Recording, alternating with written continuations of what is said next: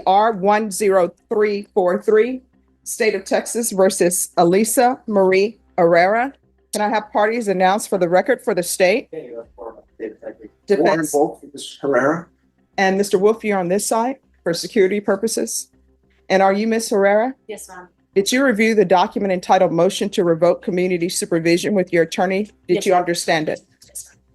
Are you the same Alisa Marie Herrera who's placed on community supervision in 2022 CR 10343 for the offense of possession of a controlled substance, penalty group 1, 4 grams to 200 grams on December 20th, 2022 for a term of 8 years? Is that you? Yes, ma'am. All right, state. Violated condition number 4 in Bexar County, Texas. The defendant, Alisa Marie Herrera, then in there failed to report. Pause right here. Possession of a controlled substance in penalty group 1, 4 to 200 grams is no small case. That's a serious felony range in Texas, and it explains why this probation violation carries real prison time, not just a slap on the wrist. The supervision officer, as corrected on the 17th day of June 2024, in violation of condition of offense. How do you plead to that? True or not true? True. Your Honor, state waives all the violations. Any objections to the state's waivers? No, Your Honor. Did you understand by pleading true to violation of condition number 4, the court could find it true, grant the motion, sentence you up to 8 years in the prison and up to $1,000 fine? Yes, ma'am. Knowing that, do you still wish to plead true to violation of condition number 4? Yes, ma'am. Court is going to find violation of condition number 4 true. Is there a proposed agreement? Yes, Judge. The proposed agreement is for safety, followed by applicant. And that's our understanding, Judge. All right, We're in why? agreement. Why should I follow that? Because hasn't she been to felony drug court? Felony drug court has a lot of requirements and very onerous. Yes. She was doing well there. She had completed safety, just had a relapse. It happens. I know Judge Glenn understands that. The thing that This is the point of no return. By pleading true to the violation, the defendant hands the court everything it needs to revoke probation. No trial. No debate. From here on out, it's not about guilt, it's about punishment. triggered all this really is the fact she took her monitor off, which is another allegation. But just so that she was staying at home, she was arrested at home. It was just so burdensome that so now she's facing coming back here and looking at being, if you do follow the recommendation of the probation office, being locked up. I will tell you, I'm not going to continue her unless somebody from felony drug court wants to zoom in and says, we think this would be best. Because felony drug court, yes, it's a stringent program. They're trying to get you to be clean and sober. And if you're not following their rules, then there's nothing I can do for you. Because at the end of the day, I can't monitor you as closely as they can monitor you. So prison may be the best thing for you. You had choices to make and you made choices. Felony drug court does not remove someone from the program based on the fact that they had a relapse. They understand that sometimes in people's lives, relapses occur. But this other thing that your attorney is mentioning about the removal of the GPS, yeah, you probably shouldn't be on probation. You should probably go to prison. Well, she is, she's been sitting in jail now for about 50 days. Listen carefully, this is the judge drawing a hard boundary. Drug court expects relapse. What it doesn't tolerate is deception and control violations like removing a GPS monitor. That's the moment this case tilts from rehabilitation to incarceration. She understands her circumstances. I've explained to her what a trip to TDC would do going forward to her record. She is committed to making a success of her probation, and she's asking for that opportunity. Well, I'm going to revoke her. Do y'all want to speak to time? The court could sentence her up to 8 years. I'd like to get her how much credit she has, Tony. 165 days. I mean, if she successfully completed inpatient treatment, I'll give her credit for successfully completing inpatient treatment. But if she didn't successfully complete it, then She did she's not getting successfully credit. complete it. It's in the probation report. Okay. Any objections to the court reviewing the probation report? No, Your Honor.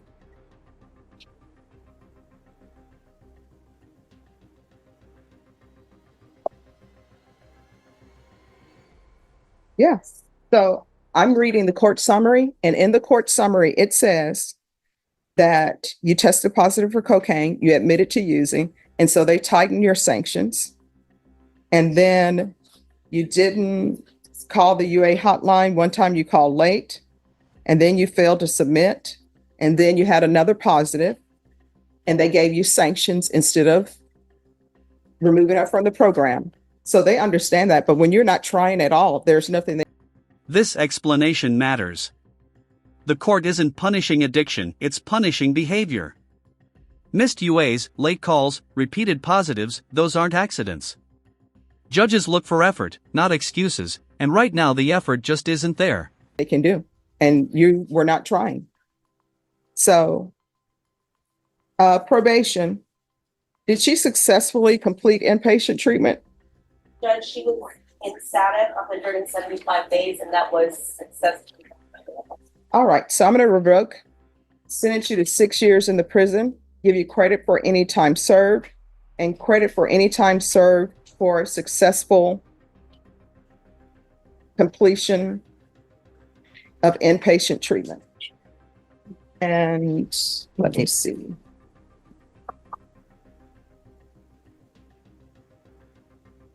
There's $1,000 fine.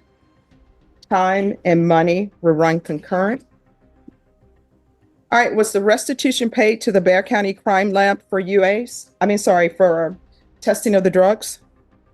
Did you pay $57 to? No, Judge. All right, so there's to be restitution of $57 to the Bexar County Crime Lab for drug testing. Or I should say for the testing of drugs. All right, did you review the document entitled Trial Court Certification of Defendant's Rights to Appeal with your attorney? Did you understand it and sign it?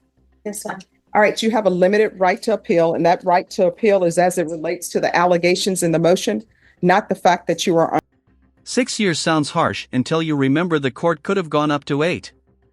Credit for inpatient treatment is the only thing shaving time off here. That's mitigation in action, but it's not enough to save probation. On community supervision. Because this is a felony conviction, you're not allowed to own or possess any weapons or ammunition. If you have a question over what a weapon or ammunition is, you'll need to speak to an attorney. And counsel, what I'll do is I'll recommend the therapeutic community. Thank you. You'll have to ask for it as well, because I have no jurisdiction to force you to have them forced to take you into the program.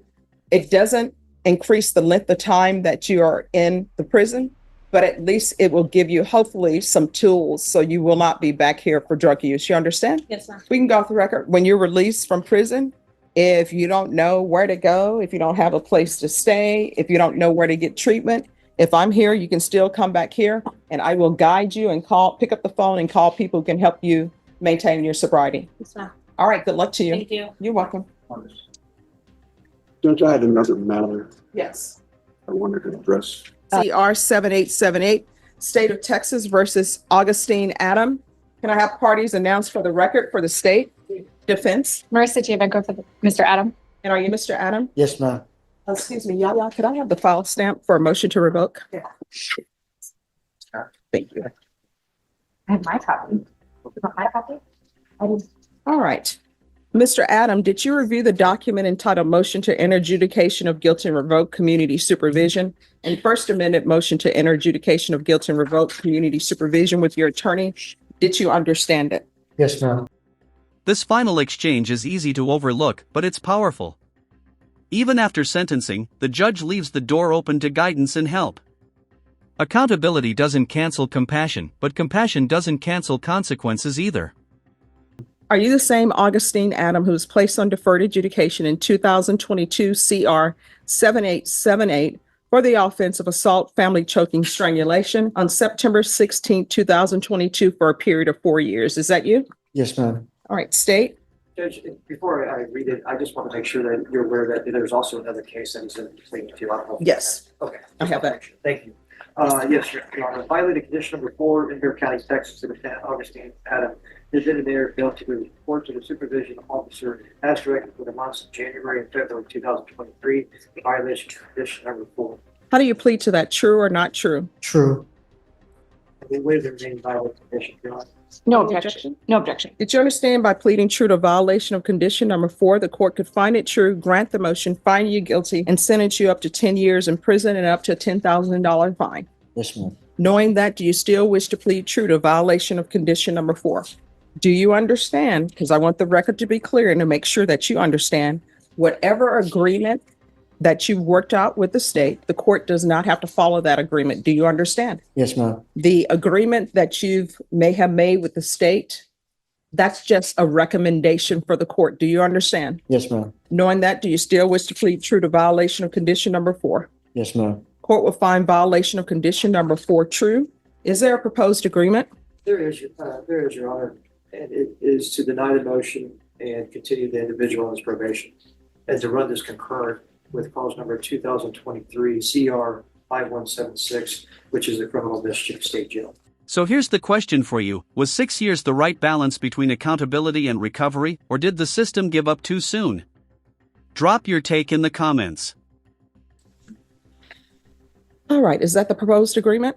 It is, Judge. And Mr. Adam, the criminal mischief that he is pleading to was prior to his probation. Mr. Adam has told me that he did have some struggles while he was on probation. He found himself homeless and he struggled with no cell phone and contacting his probation officer. He fully understands now that that is not an excuse and that he has to fully participate in his probation. He is motivated to do so.